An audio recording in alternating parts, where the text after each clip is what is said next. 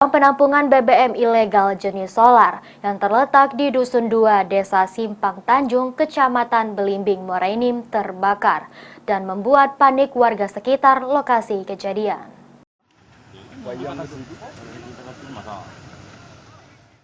Warga Dusun 2, Desa Simpang Tanjung, Kecamatan Belimbing, Kabupaten Muara Enim dibuat panik karena terbakarnya sebuah bangunan yang terbuat dari bahan kayu yang dikelilingi pagar seng, yaitu gudang BBM ilegal.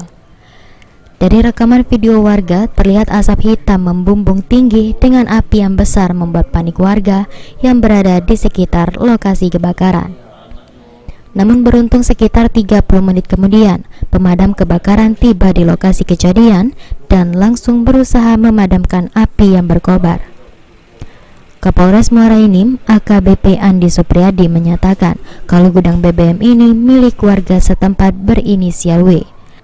Saat ini pihak Laboratorium Forensik Polda Sumatera Selatan masih melakukan penyelidikan dengan mengumpulkan barang bukti dan saksi di lapangan.